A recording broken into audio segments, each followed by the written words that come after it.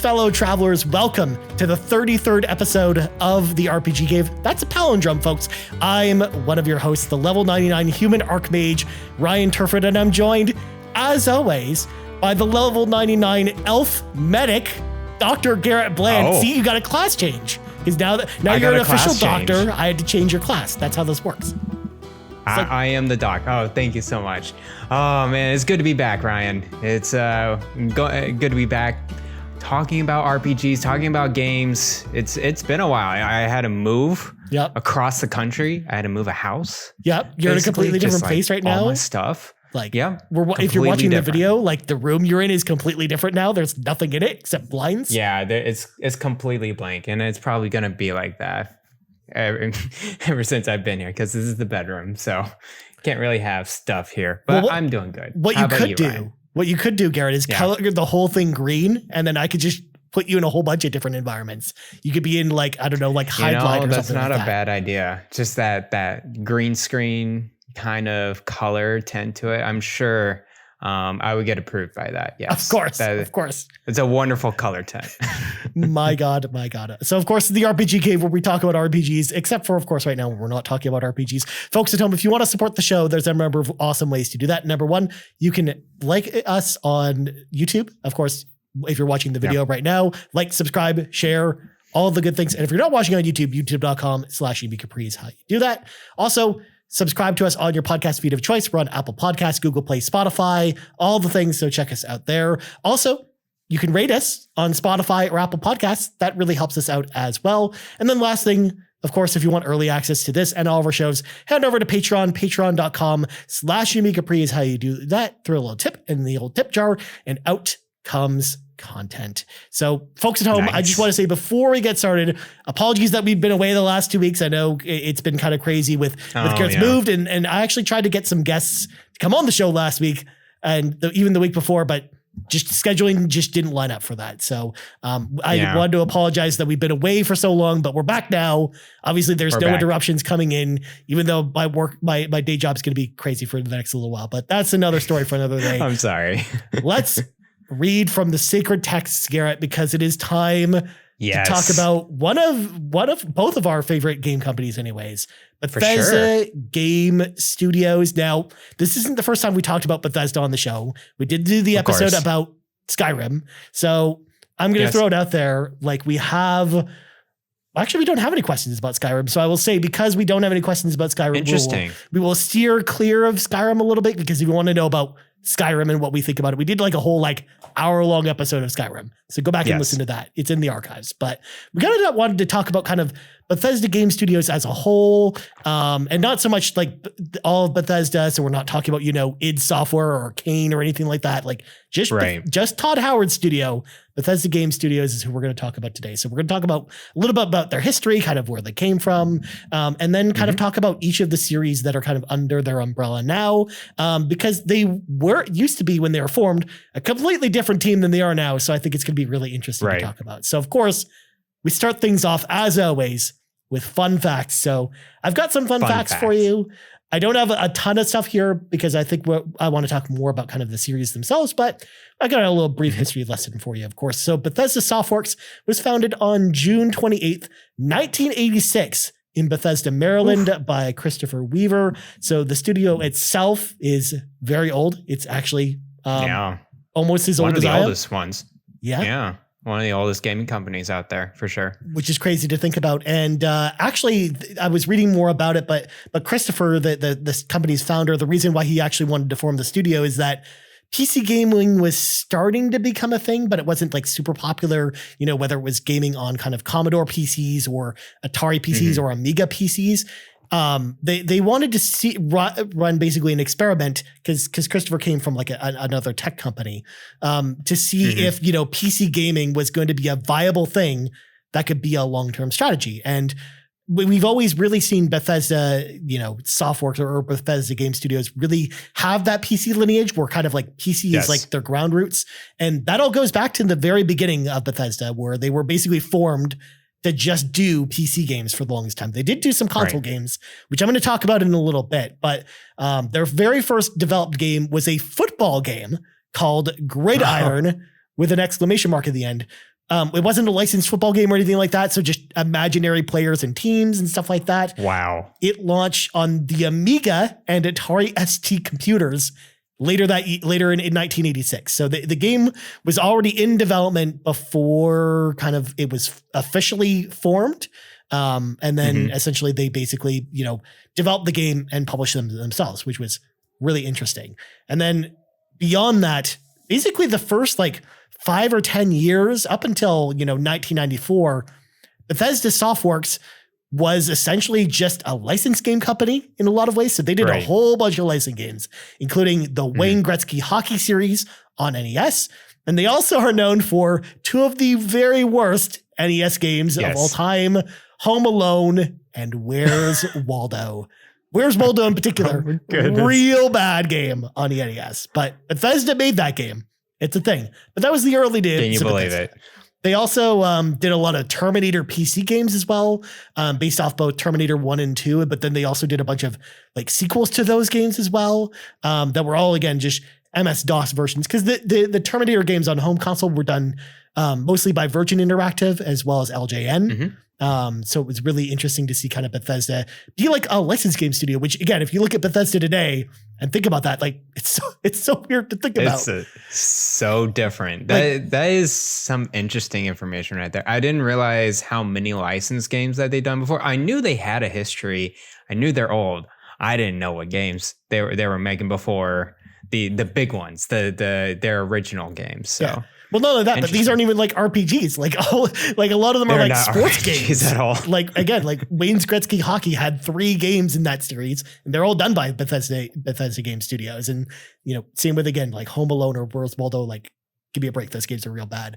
But of course, with their they basically took a stab at, of course, their first new IP, which was the Elder Scrolls, and they actually developed that game, the Elder Scrolls Arena. And it launched on PC on March 25th, 1994. So the company just wanted to take a chance on now that they had some, experience under their belt doing a bunch of licensed games, and they had a lot of cash because of that. They wanted to, take a risk and kind of do their own game. And that's kind of how the Elder Scrolls as a series kind of came about. I also don't want to get too much into the history of Elder Scrolls as well, because I'm kind of saving that for another episode, because I think we will talk about that again. So we'll talk more about kind of how the Elder Scrolls series came about on a future episode. But in 1999, ZeniMax Media was actually formed as a parent company to Bethesda Softworks. And in 2001, it was decided, after kind of evaluating a bunch of things, that the name Bethesda Softworks would essentially be used as the publishing name for all of ZeniMax Media's games. And that's where the renaming of the studio to Bethesda Game Studios came about. So again, Bethesda Softworks would handle all the publishing for ZeniMax, and then Bethesda Game Studios would be kind of their top tier kind of main developer. And this was also so that they could publish more companies' games or acquire other IPs and kind of be like a publishing arm, kind of how we see Bethesda nowadays. This was the first step to becoming the Bethesda Softworks we know today anyways. Right. But so then from there, they had acquired some IPs, but really their first major IP that they had acquired was in 2007. Bethesda Softworks had acquired the Fallout IP from Interplay Entertainment. At that time, basically, Interplay had developed the previous 2 Fallout games, and Fallout 3 had been in development forever over at Interplay. It was kind of in development limbo for the longest time. But basically, when ZeniMax and Bethesda kind of took on the Fallout IP, they basically handed that just to Bethesda Game Studio and says, "Here, fix this." So they basically got the game back on track, and it actually released the next year in October of 2008 as well. So that's kind of how Fallout 3 came about. Again, I'm kind of saving the story for that as well for another day. Because again, we're splitting all of these franchises apart. Of course, we're going to have an Elder Scrolls and Fallout episode for sure. I did not realize that it was so far in development. Yeah. Fallout 3 and then transferred to Bethesda. Because you would think, Bethesda, the tentpole games is Fallout 3. And it's just it's that first person RPG, one of the biggest ones that they made. And it's not not them from the ground up. Yeah. It was another studio. But a completely different company, because like Interplay was like, again, like it was its own thing. It was like kind of like almost like I would consider like a THQ or like Deep Silver or something like that. It's how I would kind of compare them to companies today, where they made a lot of like really interesting games like Descent and the Fallout series and a whole bunch of like weird FMV games in the 90s. But they just ran into financial trouble and they just needed to sell stuff off essentially. And so that's kind of what they did with Fallout, because they knew they weren't really getting anywhere with it. And Bethesda just kind of came in at the right time to kind of snap that IP up, which I think is like super interesting. And then of course, we're going to jump far, far, far into the future to kind of my last point that I wanted to touch on, which is of course in March of last year, the company actually finalized a deal with Microsoft for Microsoft to purchase the company. So now, of course, Bethesda Game Studios, owned by Microsoft, all that good stuff. Again, I could have roped, Skyrim into here, but we talked about Skyrim enough. So there you go. Those are all the fun facts I had for Bethesda Game Studios and kind of like their history and kind of how they came about. Because to your point, Garrett, essentially with the launch of Fallout 3, the studio itself kind of just became like a studio where they basically developed two series, Elder Scrolls and Fallout. And they just went back and forth between the two of them. And basically until Starfield comes out later this year, that's kind of still the case with them. So that's why like there wasn't also a lot of stuff to talk about in the between years, because they also didn't release a lot of stuff, because essentially they had kind of released a lot of games up until Fallout 3 came out. And then that's when like the drip feed of games from Bethesda kind of began essentially. Which is interesting. It was interesting. You got Oblivion, which was, I think it was still like one of their better games for sure. It's an advancement from the previous Elder Scrolls series. And then you got Fallout 3, which I think put them on the map and really put them out there. And you're right. Right after that, Skyrim was the next big one for them. But that was like 3 years. Like, oh, okay. And Fallout 4 was 2015. And now it's 2022. And they're coming out with Starfield. I know people say Fallout 76, guys. It's not made by that studio. Excuse me, but don't forget the Elder Scrolls Online, Garrett. Wink, wink. Oh, that's ZeniMax Online. I know. Studios, I'm joking. I'm joking. Well, that's the same as Fallout 76, right? Same idea, right? Where it's made by a different studio. I think they put their name on Fallout 76. Well, they technically published it. They published it. Okay.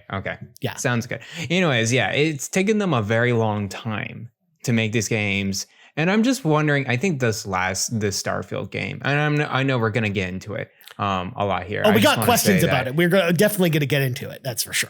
Yes. I think the reason why they're delaying so much between Fallout 4 is that they're really analyzing the field of what's everyone else doing with the RPG kind of like genre, the Western RPG. Of course, they looked at Witcher 3 and they were kind of intimidated by it, I think. And seeing the bugs coming from Fallout 4, they're like, we got to make it very, very solid or else we're going to get bashed once again. I mean, we all know the stories of Skyrim and Fallout 3 barely playing on the last or the Xbox 360, PS3 generation. The PS3 in particular, like if your save game was over a certain file size, it would totally break the game. And you just couldn't do anything, rough. Which is real bad. Yeah. So that's one of the faults of Bethesda, I think, is these bugs. They, even though they make the games that are very lively and one of a kind, I think other studios built off of it, made it better.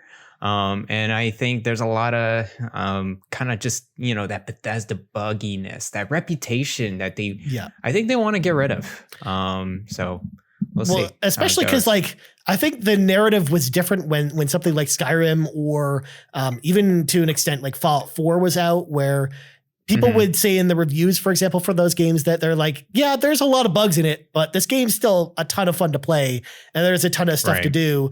But I think that mentality has kind of come around and really with Cyberpunk in 2020, I think that really changed things as far as that mentality was concerned, because I think that game was just as buggy as Skyrim was when it first came out, but at the same time, but it was just the backlash was just so different with that game. And it wasn't just because of the hype. It was also because of like, I think just people's mindsets have changed over the years, and they don't want a buggy mess that literally doesn't work right out the gate, you know, in the same breath as, you know, a Fallout 4 or a Skyrim was, which is why, like, I totally agree with you. Yeah. Which is why they definitely are taking that approach with Starfield as well, to your point, Garrett. Yeah, and I think, you know, being under the Microsoft umbrella now, they're like, it's okay. You're not going to lose your job. I think that's kind of the safety net that they have right now, that sort of comforting feeling that this isn't, I don't think Starfield's a make or break. I think they're as comfortable as they can be, and I think they can delay it as much as they could in order to release it very solidly, right? You know, have a very solid release and have it out. So yeah, I'm pretty excited to see this game when it comes out in the future Bethesda games, because I know they broke ground. They seriously broke ground with the Western RPGs back in 2006 to 2011. I think that was a prime time for Bethesda Game Studios, and I think they just need to prove themselves again. Yeah, that they're still out there. Absolutely. And I think like the purchase from Microsoft, I think goes a long way with that too, because they didn't really have like the financial backing from ZeniMax, you know, with Starfield coming out. I mean, that was the whole reason the company was looking to sell in the first place, was they were not under comfortable financial footing. And like if Starfield took a wrong turn or was delayed too long, like it could have had some serious damaging effects on the company, which would have maybe forced them to put up the game a little bit earlier than they would have hoped. And then it might have been a bug-filled mess. But the company would have probably looked at it as like, well, as long as it sells, because we need this game to basically keep the company afloat at this point, essentially. I think that now that they're part of Microsoft, they can take more risks like that. Kind of like what we saw with Double Fine, with Psychonauts 2, where, you know, Tim and the team didn't feel like they had to rush that game out the door to, you know, make ends meet. And I feel like the same thing to a bigger extent is probably going to happen with, you know, Bethesda Game Studios games, where I think maybe it's going to even be longer between game releases now, because they want to maybe maintain that quality. Like Elder Scrolls 6 might not come out until, you know, 2027 at this point. Oh goodness. Yeah. Because they want to, you know, make sure it's perfect before it comes out, because they have the financial, you know, ability to do that now. Whereas before they couldn't be that way. It's the same argument a lot of people talked about with the news that Activision was bought by Microsoft, where Call of Duty had to become a yearly franchise simply because the company could not afford for it not to do so, essentially. And I felt like maybe we're seeing some of that stuff coming from Bethesda, especially with the lower sales from Arcane titles and stuff like that. So yeah, it's really interesting to speculate about the future, about where Bethesda Game Studio is going to go from here, but that's getting ahead of ourselves, because I want to save that for a bit, because I kind of want to talk about each of this series on kind of a surface level and kind of our thoughts on them, kind of like cursory thoughts as to like how we got into them and stuff like that. Obviously, Garrett, I know how you told the story before about how you got into Elder Scrolls. So, I mean, if you would like, we can talk about that again, or if you'd like, I can tell you about how I got into Elder Scrolls. How about, why don't you mention how you got into Elder Scrolls, sir? Absolutely. So I actually had picked up Elder Scrolls 3 Morrowind on original Xbox, hearing all kinds of glowing reviews about the game, and basically seeing that there was this giant open world RPG and it was first person and you could really customize your character to do all kinds of cool stuff. So I was like, oh, this sounds pretty cool. I'm going to go pick this up. So I bought the game, and I personally did not have a great time with it. I know people love Morrowind, but for me, I think the issue is the combat in that game in particular is like slow and kind of grindy and just isn't as fun, especially when you compare it to kind of like the more modern games. Like even something like Oblivion is just so much more fun from the combat perspective. And I mean, the story in Morrowind was great, and I loved kind of exploring the island of Morrowind, but I just couldn't get over, you know, like swinging my sword at a slug for 20 minutes because all my attacks kept missing, or it did so low damage like when I did hit them that it was a mess. So that sounds like fun, Ryan. But people love this game, right? I know I'm just annoying. I'm annoying so many people right now, you know, with my description of the game, but it was just one of those games where I just couldn't get into it for the life of me. But I love the idea of it. So when Oblivion was announced as kind of like an Xbox 360 launch window game, it was supposed to be originally going to be a launch day game, but it ended up getting delayed until like the next year. But I was like super excited for Oblivion because it looked like they had kind of solved that problem for me, where I felt like you were still getting the same open world exploration and the same great story type from Morrowind, but you were getting like a much improved combat engine, as well as just some of the prettiest graphics we had seen on any console at that point. Like it was really incredible, because this was before the PlayStation 3 came out. So I was playing it on like a rear projection HD TV in like 1080i, and at a time where that technology was like super new, and that game blew my mind. Your mind. Yeah. I ended up playing Oblivion for about 250 hours. I have the game 100%ed as far as I've completed it. I had completed every single quest. I did all of the guilds. I did everything you could do in that game because I fell down the rabbit hole and I loved it. And then when the Chivalry Isles came out, I just dove back into it again and just had a blast playing that game. I love Oblivion, and that's really how I got into Fallout, into Elder Scrolls, because after that, we had Skyrim come out, and I was really excited about that. Again, we talked about kind of my experience with Skyrim on the Skyrim episode. I do think that game is really fun as well. But Oblivion, to me, like every time I go back to it, because it is on backwards compatibility, so there's the odd time where I'll fire it back up again, just kind of get back into it a little bit. Just to nostalgia. Relive the memories. My nostalgia is definitely there for it. That's for sure. Yeah. And Morrowind, Oblivion, and Skyrim, all three on Game Pass. Yeah. All playable on your Series S or X. So guys, go after them. They're really good games. Yeah, exactly. Sure. And I mean, I love Oblivion. It's still like one of the best memories I have from kind of the early 360 days. Between that and Ghost Recon Advanced Warfighter, like those were two games that were like really special from that era for me. So yeah, it holds a special place in my heart. And I love kind of telling the story about how I got into Elder Scrolls as well, because I get to talk more about Oblivion, which we're not doing an Oblivion episode. That's not happening. So this is kind of my chance to talk about it. So So Garrett, let's move on then, because we talked about Elder Scrolls. We've talked about it a lot too, again, with the Skyrim episode. So let's talk about Fallout a little bit. So what was your first Fallout game? Was it Fallout 3? Did you play any of the older Fallout games? Was Fallout 4 your first game? How did you get started with Fallout? So Fallout for me was interesting. I actually, I remember a vivid memory for me. That's the first kind of Bethesda game I got into, and it wasn't even Bethesda that made it.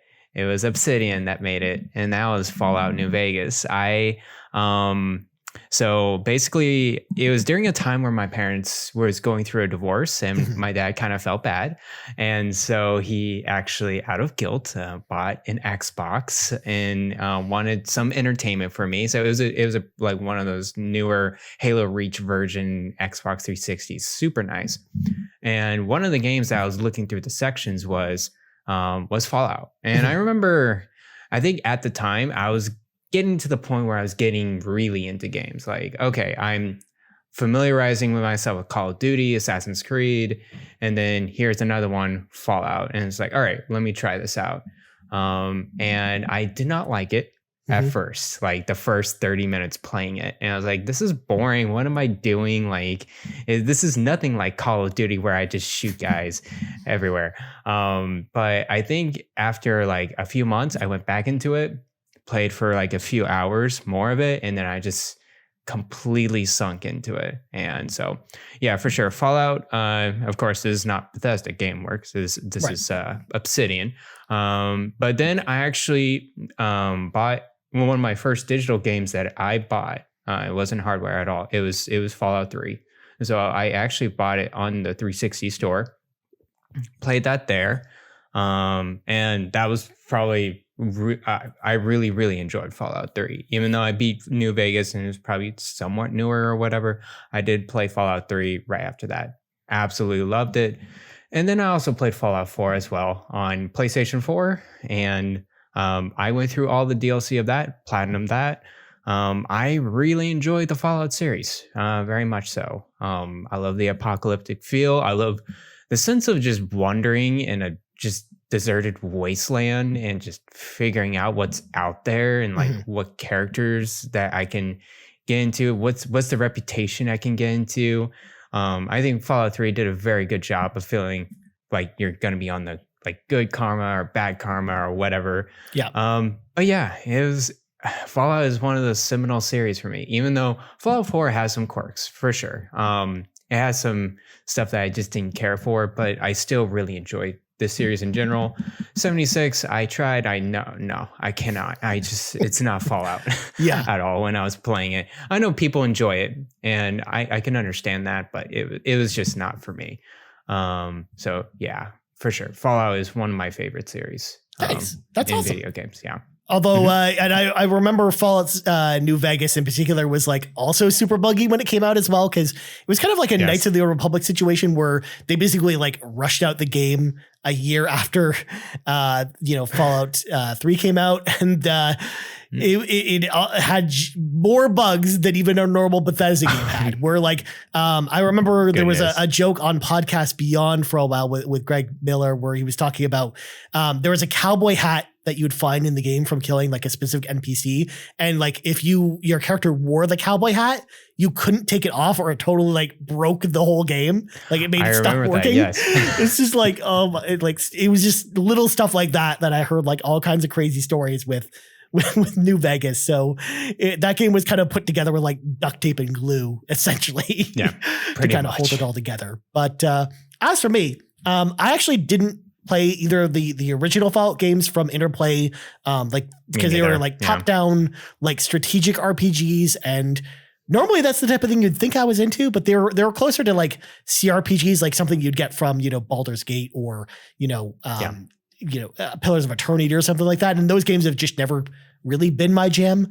So maybe not want to, try those out. And I was actually really excited for Fallout 3 because again, it kind of was the promise of the Elder Scrolls, but in like a different environment, essentially. So that's why I was like super excited about it. I bought the collector's edition for Fallout 3 on 360, where I have like the lunchbox with the little bobblehead of the mascot and everything like that. And I really enjoyed it, but I didn't really enjoy the experience of playing that game on the 360 because it was also kind of a buggy mess on 360, and it especially with the frame rates and stuff were pretty poor. So I ended up actually on a Steam sale, I ended up buying it on PC at the time. And at the time I had like a pretty powerful gaming PC. But of course the PC version of Fallout 3 at the time used everyone's favorite service, Games for Windows Live. So you could earn Xbox achievements, which was awesome, but it totally like broke other aspects of the game. But I didn't care because I was having so much fun with Fallout 3 that I actually did the same thing I did with Oblivion. I totally maxed it out, 100%ed it, played all the DLC, loved all that too. So Fallout 3 was definitely my gateway into the series for sure.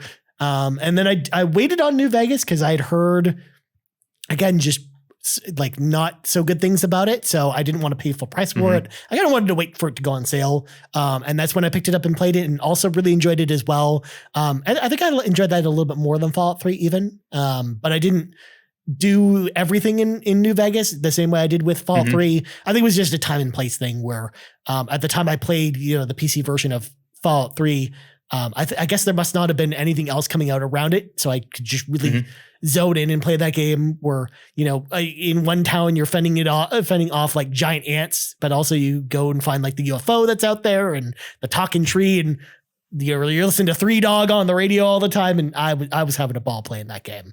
And then Fallout 4 came around, but let me say my opinions for that because Jordan at It's Me JE on Twitter asked the question, give me your honest opinions about Fallout 4. I know it gets some hate, but it was my very first Fallout game and I absolutely love it. So Garrett, I know you already talked a little bit about how you thought about Fallout 4. I did not like Fallout 4 at all. And it's just one of those things where I know it gets a lot of hate and I know it's kind of cliche to say it, but for me personally, what really killed that game for me was the forced building aspect to the game. As far as the construction stuff, as far as the base building stuff, like I was not having any of that. So when I eventually got to the point of the game where like it forced you to do that, Like that really killed the experience for me in a way that I was not expecting. Whereas until that point, I was having fun, whatever his name is escaping me, but the dude that always tells you, hey, there's a town that needs your help, go rescue them. What's his name? Like I know Preston Garby, I think. Preston, yeah. Something like I think that. So. Anyways. Yeah. He was a sheriff or whatever. Yeah. So anytime he would give me that information, instead of saving the town, I would go and slaughter everyone instead. Because of course, it was evil. Because I'm evil in every game, of course, as you know, Garrett. So, yes. There was that little stuff that I know bugged other people. Didn't bug me so much. But again, it was just the grindiness involved with the base building stuff. Again, really killed the momentum of that game for me in a way that I wasn't expecting. So I'd like to. I totally get that. Yeah. If it wasn't there, I actually probably would really like that game. But I think it put such a damper on the experience for me that it really I will probably never go back to that game at this point. Now that I've finished it, I will probably never do a replay of it in the same way that I would with, a Skyrim or a Elder Scrolls, like a Oblivion or something like that. So. Okay. Yeah, that sounds good. Fallout 4 for me. Yeah, it is probably my least favorite one out of the 3 I've played, of course. But I really liked it. The base building, I remember it being grindy, but I actually wasn't bothered by it as much as you probably I actually like building my base in a certain way, I guess. And you just got to have that kind of itch to it, but they kind of force you, which was kind of sucky from there. And it's like, why do you add this mechanic that, like most people probably won't like it. It was probably not good. What bothered me more was kind of the end story for me for that. There was a point of no return. I remember reading a guide to do the platinum, and I had to save a specific, save point in order to go back and do all the other stuff. Yeah, because there were multiple endings. Like you had to do like specific things, and who you allied with like completely changed the ending and stuff too. Like I remember on my old podcast, Game Moose, we had done a Fallout 4 spoiler cast. Because me and my co-host Drew McMillan had played it together, and we had like 2 completely different ways we played the game and 2 completely different endings, which was really interesting and cool to talk about at least. Yeah. But for the platinum, I imagine that would be like really annoying to have to go into all that stuff. It was like, you kind of understand when you go through all the endings, like, well, it's not really that different, to be honest with you. There's a certain point where you can just like hit at the game. It's like, okay, you can do this line of quests. You can do these line of quests in order to do this faction or these line of quests. And then in the end, it's like, man, it doesn't feel that special to me because I've already done this. I've already done this with New Vegas. Like, why are you doing this with this game too? Like it felt superficial to me. It felt surface level to me. And also with I think the father and son type of relationship too, that's another copycat. Like, come on guys. Like I just felt like it was just not memorable to me. Of course, what I enjoyed about Fallout 4 is all the quality of life improvements from the previous games, and also the world building. I think it was an amazing map full of activities and side quests to go through, and I enjoyed some of the DLC. I think it was the desert? Not, it was like some other island harbor. Oh, it was like Far Harbor or something like. Yeah, Far Harbor. Yes, that one was dope. I absolutely love that DLC. And then the circus carnival one? That one was just okay. It was a pain in the butt to get. I 100% the trophies, so I got all the trophies in that carnival one, and that was just so annoying. But I got all the power armor. I got all the different schemes or whatever and different skins, and I remember going back to my settlement and just placing them all just one by one, just like all front and center. And I really enjoyed doing that part. So yeah, that's my experience with Fallout. But once I got done with the 100% trophies, I'm like, whew, I'm done. Yeah. I'm out of the way. On to the next game. It's time to play something else. Exactly. Yes. And that also kind of to play into what you were talking about, how you didn't really love the end game. Part of the reason why I didn't really mention that either is just I didn't really play the end game because I was just by the time I rolled credits, I'm like, yeah, I'm kind of done with this game. So I never even went back for the DLC or anything like that. I kept hearing about it from my co-host again, because my co-host Drew at the time was like really into Fallout 4. So he was like playing all the DLC and doing all the end game stuff. So he would also talk about his settlement and stuff all the time. So I lived vicariously through him rather than playing the game myself beyond that point. So there you go. Gotcha. But then before we move on from Fallout, we actually got another question about the Fallout series in general. This comes to us from Mike at BlazeKnight0923, which is a name you're going to hear a lot on this episode, folks, because Mike had a bunch of questions for us. His question here is, the Fallout series to me feels like all locations are samey due to the post-apocalypse setting. What do you think they could do to reduce the post-apocalyptic sameness feeling in future installments? So, of course, every Fallout game takes place in a different location, because, of course, you've got Vegas, you've got Washington, D.C., and then you got Massachusetts with Fallout 4. So, Garrett, if you had to guess, number one, what location do you think Fallout does next? And number two, how do they make that location, feel different from the other ones we get to? Because I think I kind of agree with Mike on this one, in the sense that, you're just walking around destroyed environments essentially, and the ground's burned up and stuff. Like it's like that regardless of where you go. But what do you think about this question? I mean, I agree with that too. It's a lot of sameness in Fallout 3 and Fallout New Vegas and 4. And I was actually kind of disappointed with 4's sameness. Like, I was like, I thought you kind of knew that you need to do a little bit extra than what you're doing right now. So hopefully they go into a place somewhere in the world. It doesn't even have to be in the US. It could be in other countries as well. Hopefully that would be kind of cool. There's a lot of lore behind Fallout, by the way. There's so much like government politics that kind of just they wrote up, and I'm very interested to see what other parts of the world, what happened to them as well. I would like to see a diverse setting, though. Like, it could be something like Colorado. It could be something like California or the West Coast with the new California Republic. That would be kind of cool. I could see a setting like that. But yeah, somewhere we can find some diverse biomes. Not necessarily just here's a big post-apocalyptic wasteland, but like, I'm sure there's life somewhere. Also, there's like mountains and stuff that probably exist somewhere, and those mountains probably still have snow on the top of them.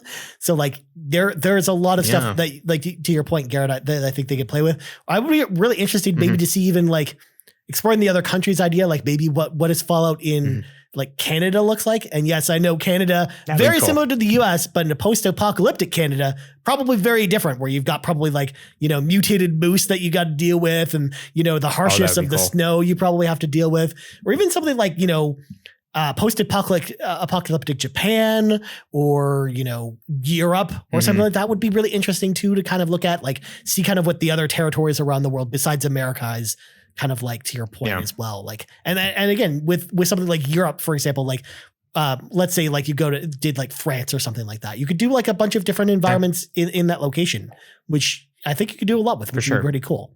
So there you go. Before we move on to Starfield, we should also bring in the Muffin Mon on Discord, who asks us the question, do you guys prefer Fallout or the Elder Scrolls? For me, I love the Elder Scrolls, but I do not enjoy Fallout at all. I tried it and I just couldn't get into it. So, Garrett, on the spot right now, Fallout or Elder Scrolls, what do you pick? Fallout, just because of the number of games I've played with them.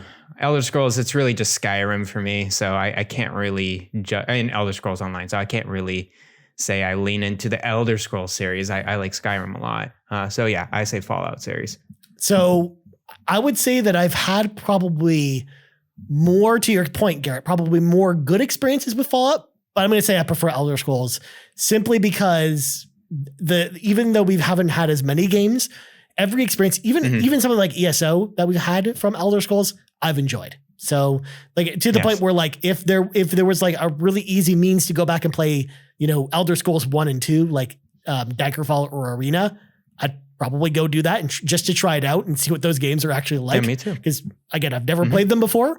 But likewise, even though I talked, the talk about Morrowind and how I didn't really love that game, I still, again, there were a lot of elements of that game that I really enjoyed. It's just, one element of it that kind of fell flat. Whereas Skyrim, and Oblivion. Those games are incredible. And then ESO, again, even though I don't currently play ESO, I think it's actually a really solid game in its own right as well. It's a very solid MMO for sure. Yeah. So that's why I probably pick Elder Scrolls. Plus, you had a bunch of weird ports of Elder Scrolls, like you got Elder Scrolls on the PSP and stuff like that too. So there's a lot of other. Got mine on Alexa. Yeah. On the Amazon Echo. Oh, don't forget you can play Elder Scrolls on N-Gage. I think we talked about that on one episode as well, where where I blew Garrett's mind because he didn't know what the N-Gage was, which is impressive. Yeah. No, I think I'm good. So, of course, 11 years after Skyrim release, to the day, we are getting the first new IP from Bethesda since basically the Elder Scrolls in 1994, essentially, was the last time they had a new IP. That's crazy. So Starfield's coming on 11/11/2022, which, of course, again, is 11 years to the date after Skyrim. Again, I don't know what their fixation is on the number 11, but whatever. We're just going to go with it. What's your hype level on Skyrim on Starfield, Garrett? Because I know we've talked about Starfield at least a little bit because we talked about it in the preview episode the last time we recorded. But if someone missed that episode, or if maybe your opinions have changed, what's your hype level on this game? And are you excited about it? What do you think? It's very middling to me, man. I don't know what to make of this game at all because they are tight-lipped. Yeah. And I'm surprised how much they're tight-lipped with this game ever since their announcement. Now, with Fallout 4, they did a pretty good job of announcing it and then saying, we're releasing it in like 8 months and you're going to have the game. Whereas this game, they announced it years ago. When was 2017, 2016, something like that. Yeah, it was the same year they announced Elder Scrolls 6. And I think that was the same year they announced Dishonored 2. And it came out the same year. Oh my goodness. So I think 2017 is actually probably correct. Wait, released Dishonored 2? Well, no, they announced Dishonored 2, but not released it. You're right. Well, Dishonored 2 came out in 2016. Oh. Then maybe I'm getting it mixed up. Yeah, so that's a while ago. It was a long time ago. It was a long time ago. And so I knew we weren't going to get much information out of this game until we find a release date. And now we have a release date and they're still not bringing much more news or information out of this. What I really would like to see at E3 or any time during this year is just give us a deep dive playthrough, which I'm sure they'll do. Yeah. They'll do a gameplay. They'll do a narration. It's like, this is what you're going to do in this game. I am imagining that Bethesda mark on it.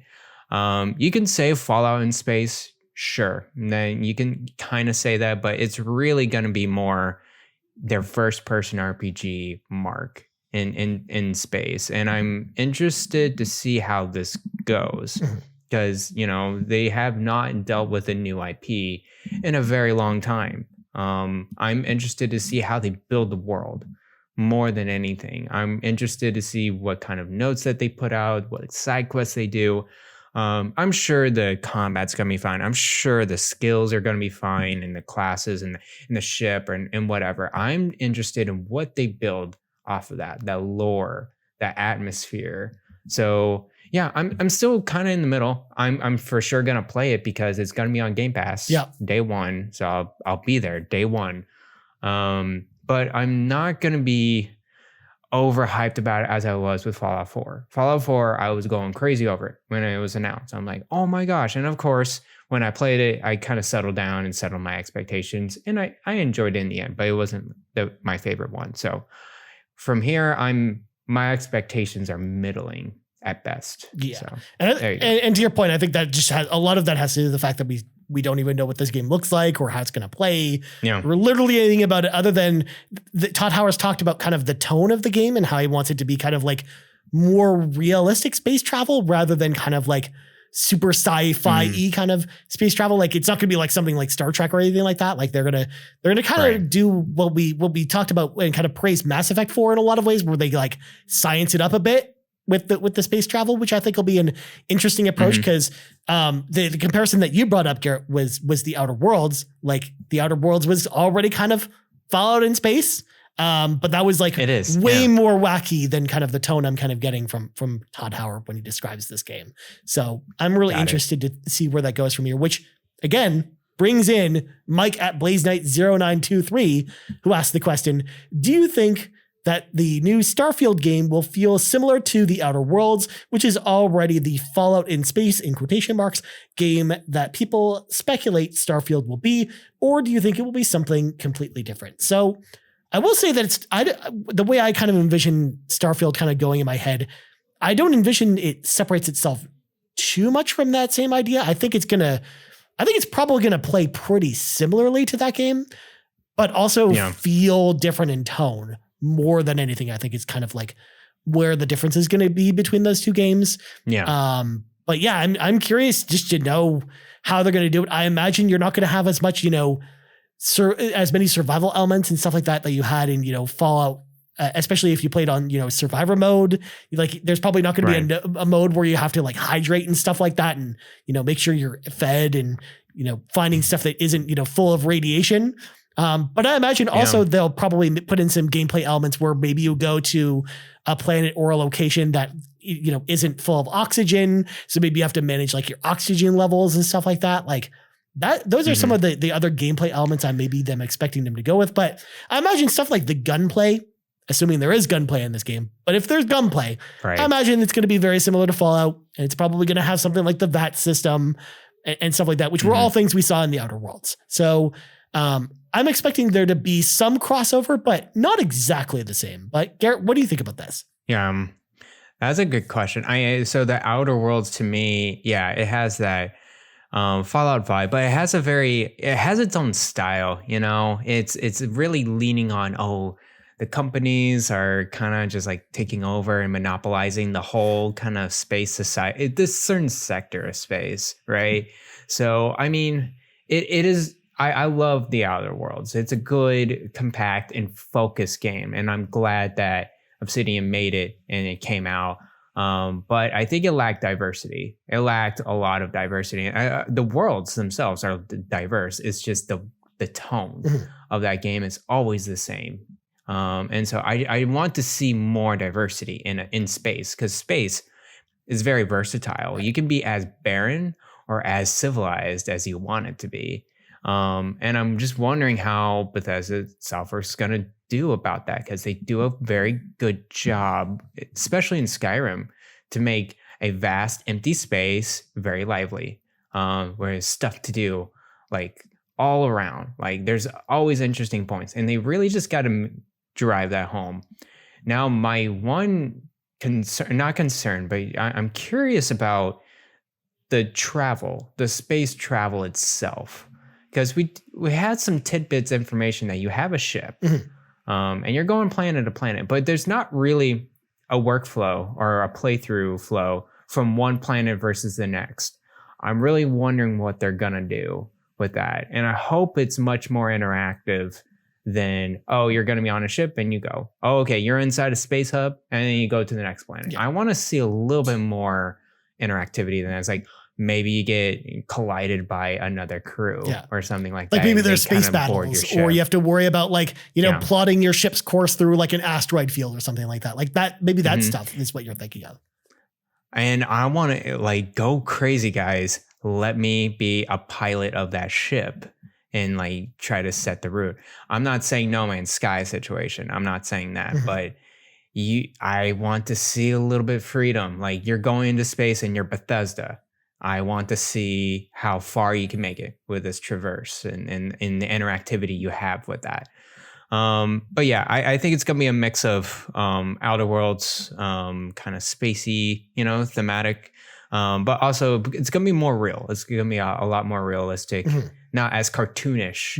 Or comedic. Like maybe even in the vein of something like a Firefly or a Cowboy Bebop or something like that, where especially something like Cowboy Bebop, where for folks that haven't seen it, like that, even though it's an anime, I think it depicts like one of the most realistic realities of what like futuristic space travel could possibly be, where, you've got, like truckers in space and stuff like that too. So yeah, like I'm interested to see maybe they go in what direction they go in. And I imagine it's more of that type of thing rather than, the outlandishness of space. Well, next up, let's bring in Marcus O'Neill 79 on Discord, who asks, what is your hype level on Starfield? We answered that already, Marcus, but you've got some other stuff here, which I thought were interesting. What are some features from previous Bethesda RPGs that you'd like to see carried over? Features that you'd also like to see retired? So first off, Marcus O'Neill, just going to say it right now. If there is a base building mechanic in this game and they force just take the mandatory part of that and just throw it away. We don't need it. Like, I'm totally cool if they make it an optional part of the experience, but don't make it like the central part of the experience. Like, and to be fair, I'm not expecting them to do that, but I'm saying, like, you know, if there's a mechanic from a previous Bethesda game that's on my mind because of our conversation, Garret, it's definitely that one. But honestly, to what we talked about earlier, I don't necessarily think that, besides some of the stuff we talked about with some of the space travel stuff and making that a little bit more immersive, as far as the ground stuff, as far as the exploration elements, I don't think they necessarily need to change too much as far as, you know, adding new mechanics, because I already like the exploration in games like Fallout and Elder Scrolls already anyways. So I don't know how many improvements they can make with that, but maybe the way that they do vehicles for that, for example, would be really interesting. It kind of also depends on like how big some of these planets are going to be that you're exploring. Like, are they going to be, you know, the size of a Skyrim, like each planet, for example, with a ton of stuff to explore? Or they're going to be like the Outer Worlds where you've got like each planet, you would go to different planets, but you've essentially got this like 4 kilometer, you know, radius essentially that you go explore. And that's where all the stuff kind of is.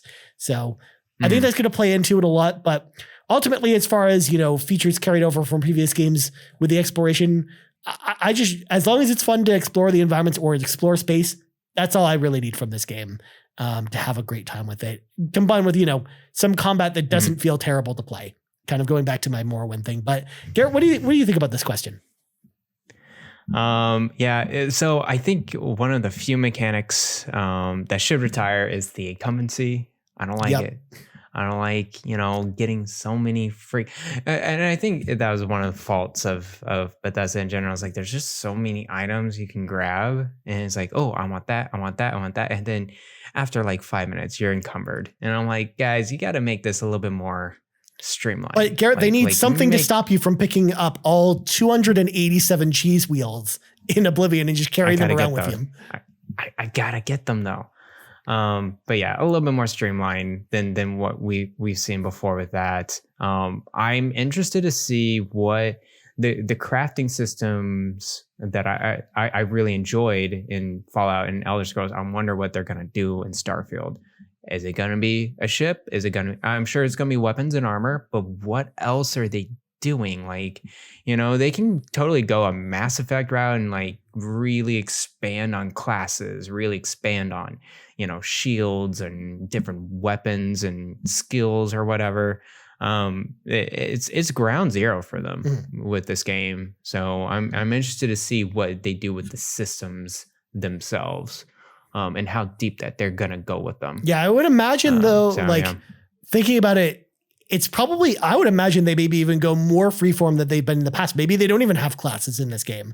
They probably just have it where, you know, you level up your different abilities by using them, and then you just go down whatever path you feel like going down rather than being tied to a specific class. Like, especially because they're not tied to the classes in the same way that they would with their previous IPs, where they have that class system established. Like even with Fallout 3 in particular, like they were kind of forced into the way that the characters were designed in that game because of them basically inheriting developments of the game so late into its development cycle. So.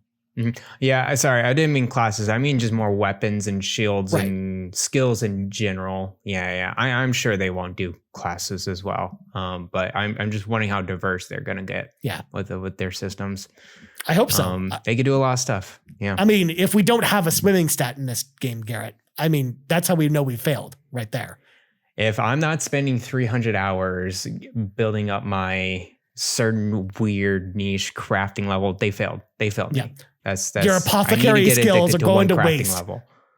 Exactly. Yes. No one I'm a wants doctor. And then last question about Starfield comes to us from Awesome Dave 1337, who asks, if Starfield is a banger, do you think it will be one and done or a new series? So Awesome Dave, if this game is successful, I imagine they do another one, not because they're forced into it, but I think maybe what they do, maybe they talk about the idea of, maybe floating Elder Scrolls or Fallout, like maybe, the next Fallout 5, maybe that gets farmed out to a different studio. Maybe that's Obsidian that takes that over. Maybe it's another studio that under Microsoft's umbrella that takes that over. Or maybe they do that with Elder Scrolls. Maybe another studio takes on Elder Scrolls. But I think like this might be kind of Bethesda. I think the way that Bethesda kind of looks at this is maybe there's like, this is their golden ticket to not have to do just Elder Scrolls and Fallout all the time and to do something else. And I think that, again, if it's a big success, I don't see why they wouldn't do another one. But obviously how far they go with it will just depend on how much, Todd Howard and the team want to continue with it, or if they want to do something else.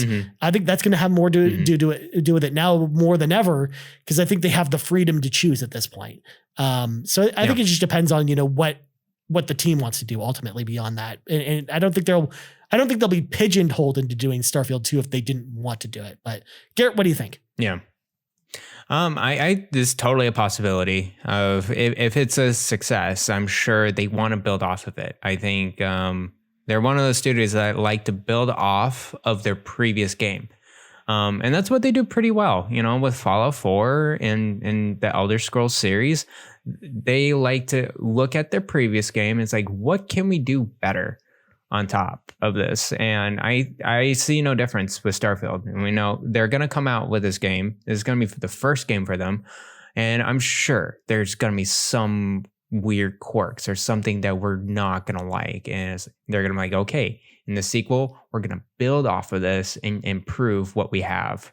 And I think that's a good sweet spot for them as a game that's a new franchise, but it's also something that they can build off of. So yeah, I can totally see this being I wouldn't say a new series. I'm sure, it is a series technically, but I don't see it, going on forever and ever. Oh yeah. Time will tell. I'm not saying, that's not what I'm saying either. Like, I think like it's one of those things they probably already know in their heads, like how many of these they want to even do beyond like, the first Starfield, essentially. Like they might just make it a trilogy and then call it a day kind of thing.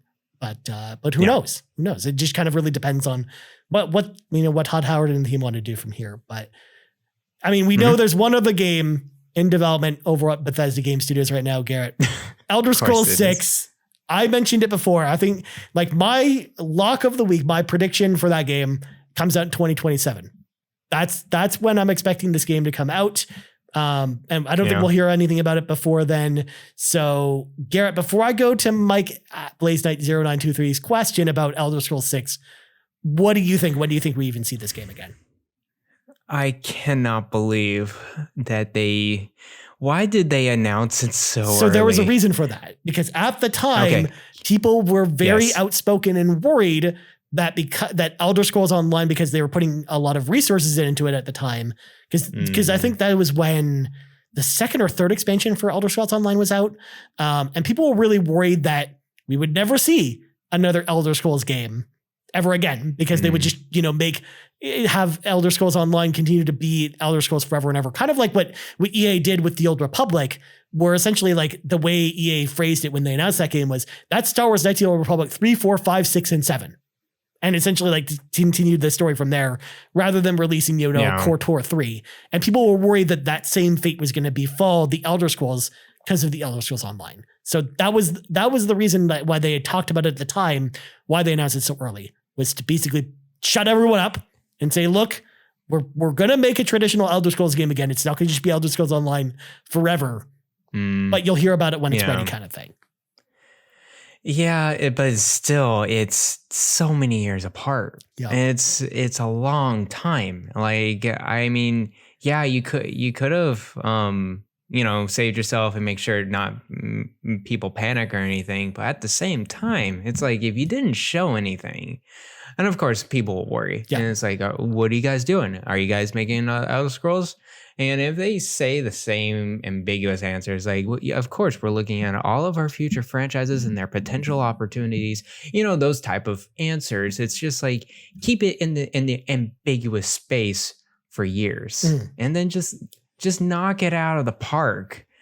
later. I think that would have I personally for me that I don't know. A different version of Garret would probably say different if they went the other way around. Yeah. But I just think I would have a better just presentation of this game in general. So when I saw the scenes of it and like it's like, oh, Elder Scrolls 6, and I'm like, I lost hope.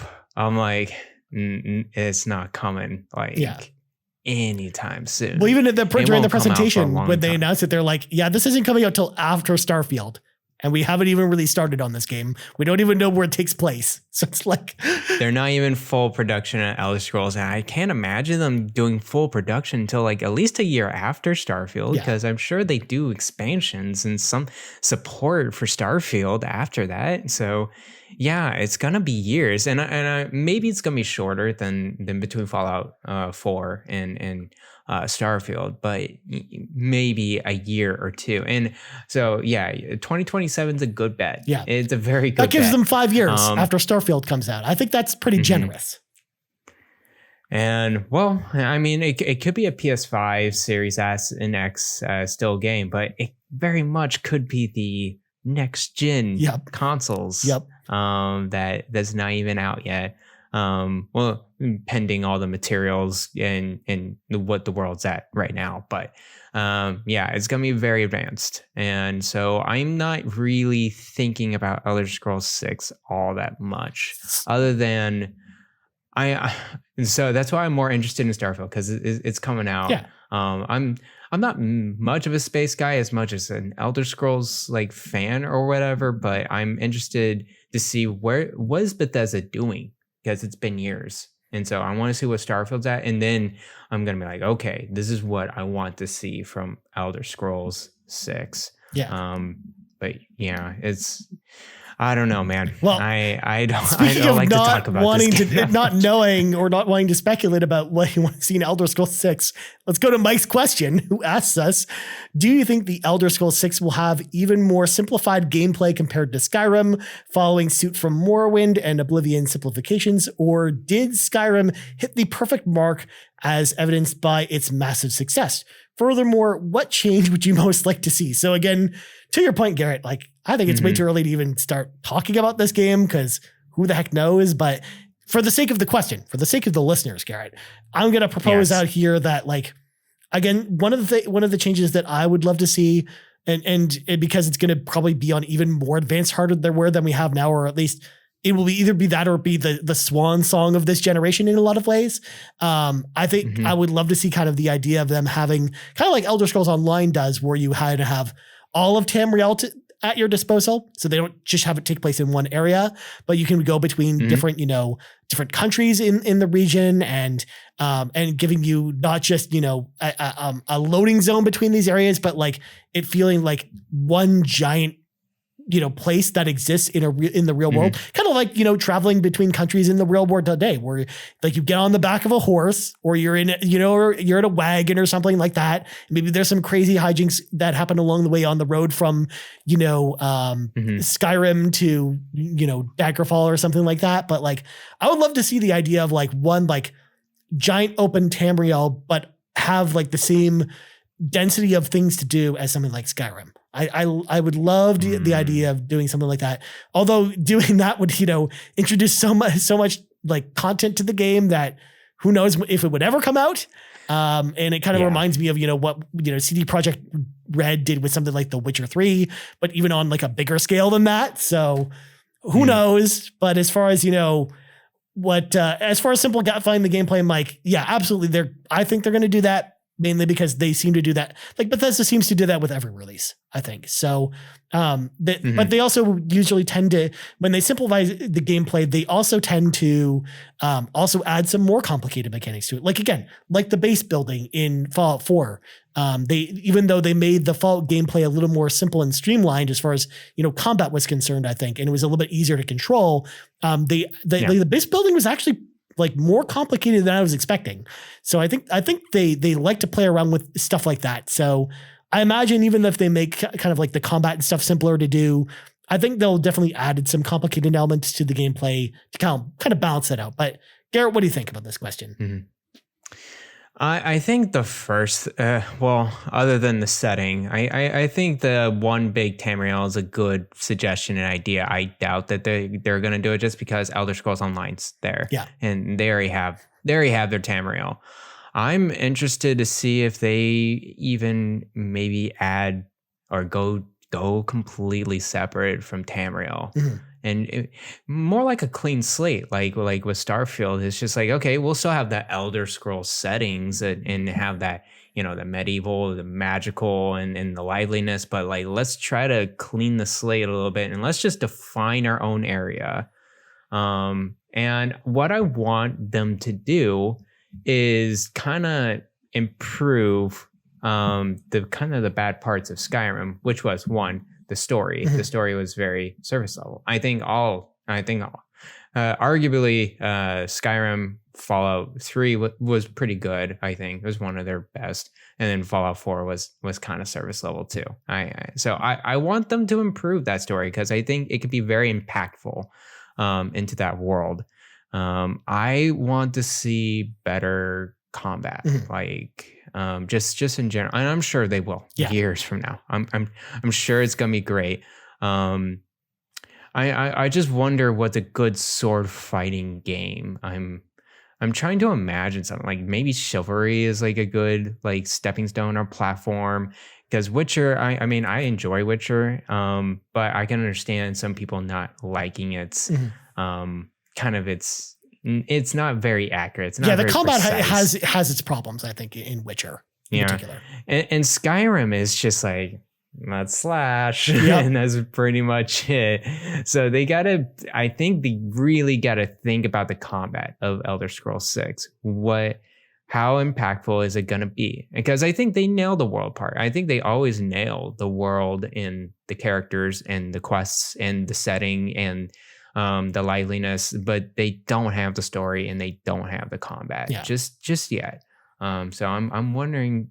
I hope they improve on it with Elder Scrolls 6. Yeah, and I actually think it'll be really telling when we play Starfield, because I think that'll give us kind of our first glimpse into like what direction they're going to probably go in with combat design for their future games. So, and all in all, it'll be on a completely different engine at this point too. So hopefully all the quirkiness of Skyrim, for example, will be kind of out the window this time, because, we talked about in the Skyrim episode, but that's one of the biggest problems with that game is the engine that it was built on caused a lot of its problems. Mm-hmm. So I feel like, with them going to a completely new engine this time around, especially with Starfield, because it'll probably be on the same engine that Starfield's on.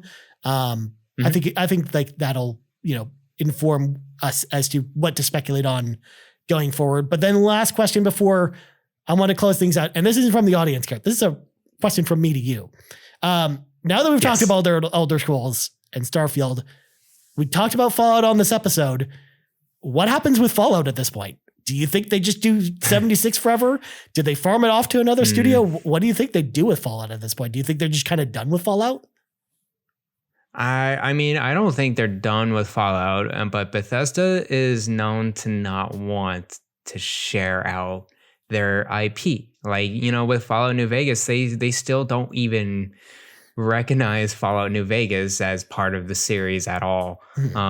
So yeah, I'm hesitant to say that they're going to give it to someone. If they would give it to anyone, it would be Bethesda Dallas, which is the 76 makers. And I think that, 76 was a good test bed. I think they improved a lot in that game. So I'm not saying, I'm sure it was a rough game in the beginning and a rough concept, but I think they got something going in the end there. So I think there could be some sort of spiritual successor of Fallout 76, closer than let's say a Fallout 5. At this point, they make Fallout 5. If like Bethesda Game Studios made Fallout 5, like that game would be like 2033 at this point. So it's like if they want to have another Fallout game besides 76, they gotta come up with something between now and then, right?